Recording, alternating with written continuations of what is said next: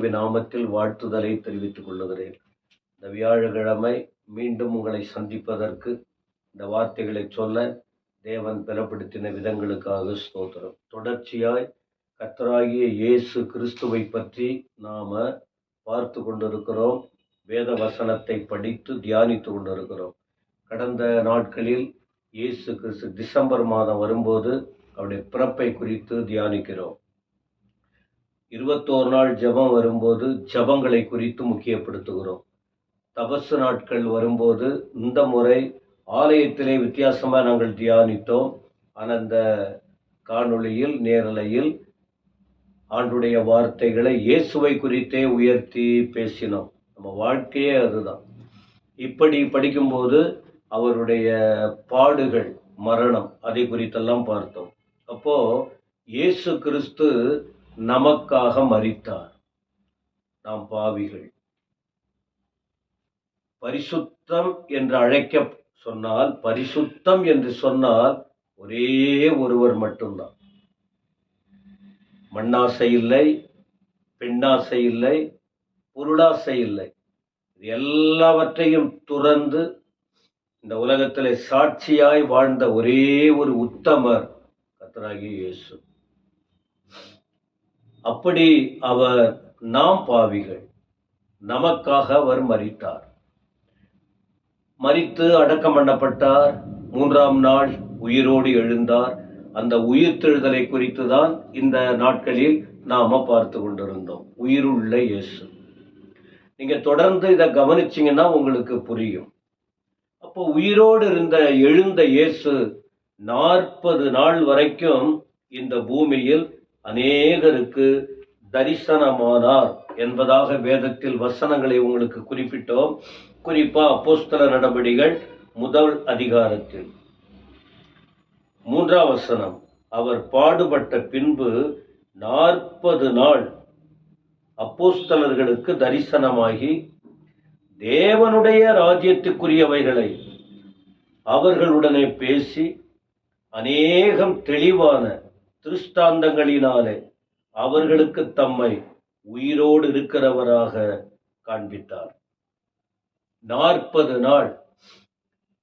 அப்ப ஆண்டவர் இங்கு வந்த நோக்கமே, ஊழியத்தின் துவக்கமே பாருங்கள், மனம் திரும்புங்கள், பரலோக ராஜ்யம் சமீபத்தில் இருக்கிறது.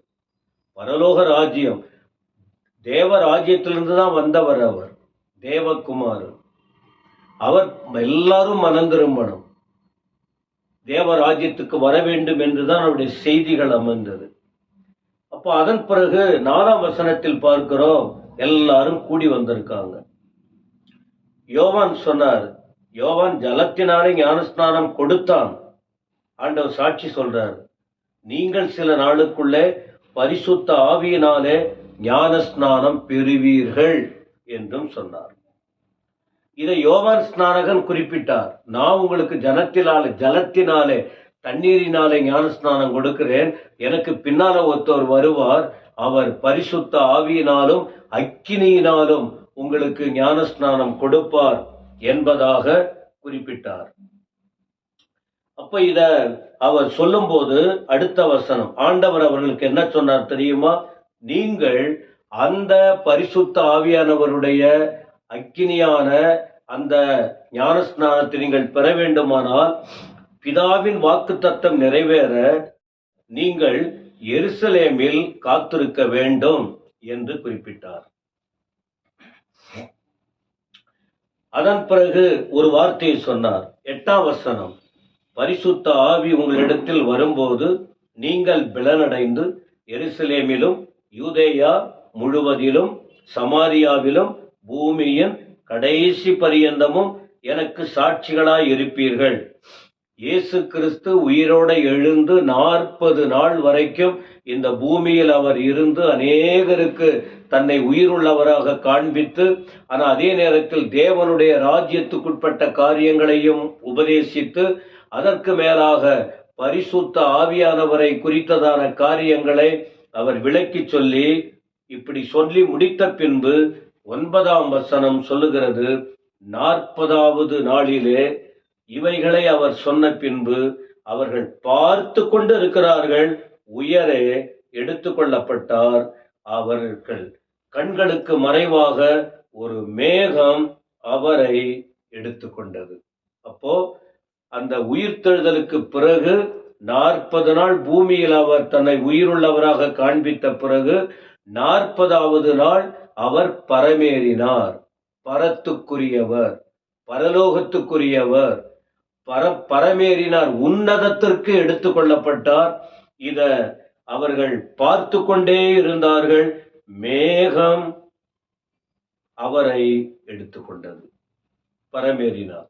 இதையும் லூக்கா சுவிசேஷம் 24ஆம் அதிகாரத்தின் கடைசியிலே பார்க்கும்போது 49 சொல்றாரு, நீங்க உன்னதத்திலிருந்து வரும் பலனால் தரிப்பிக்கப்படும் வரைக்கும் எருசலேமில் நகரத்திலே இருங்கள் என்று சொன்னார். பெத்தானியா வரைக்கும் அவர்களை அழைத்து கொண்டு போய் தம்முடைய கைகளை உயர்த்தி அவர்களை ஆசீர்வதித்தார். அவர்களை ஆசீர்வதிக்கையில் அவர்களை விட்டு பிரிந்து பரலோகத்திற்கு எடுத்துக்கொள்ளப்பட்டார். அவர் பரலோகத்திற்கு எடுத்துக்கொள்ளப்பட்டார். அப்ப அங்க போறதுக்கு முன்னாடியே சொன்னாரு பாருங்க, நான் போனாதான் உங்களுக்கு அடுத்து வேறொரு தேற்றரவாளனை உங்களுக்கு அனுப்புவேன்.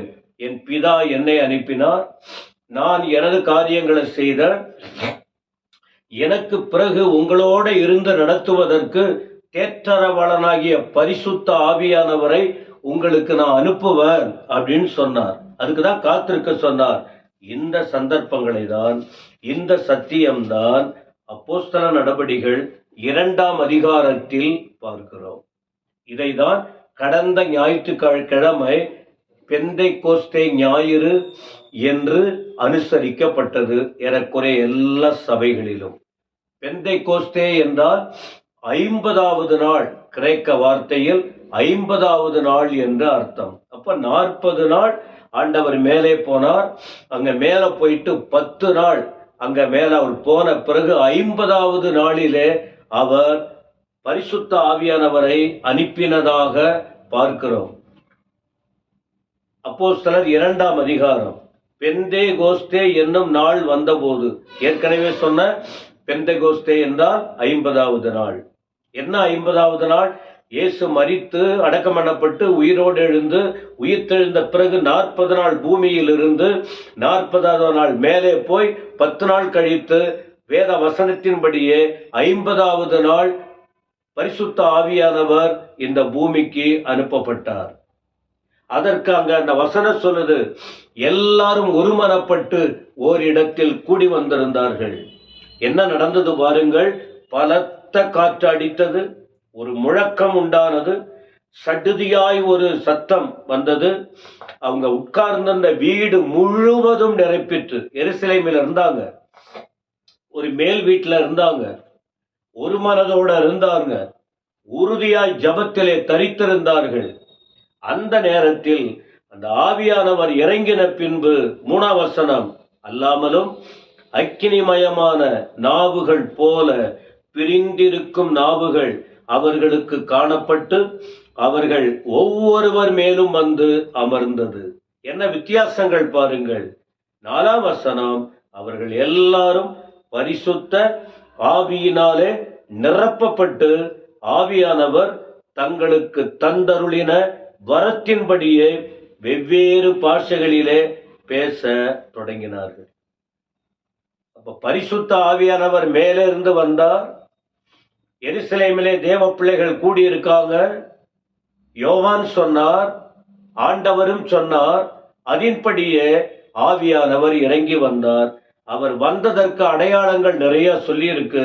அதுல ஒண்ணு, அவர்களுக்கு எல்லாரும் பரிசுத்த ஆவியினாலே நிரப்பப்பட்டு ஆவியானவர் தங்களுக்கு தந்தருளின வரத்தின்படியே வெவ்வேறு பாஷைகளில் பேச தொடங்கினார்கள் என்று இங்கு சொல்லப்பட்டிருக்கு.